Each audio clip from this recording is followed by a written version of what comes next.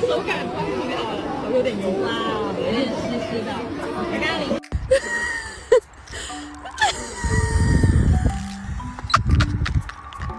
Your photo shoot today. Do you know you're ready?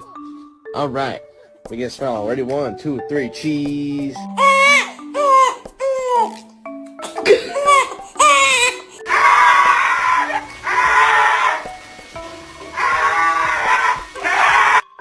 Get your tongue off my door. Get it off my door.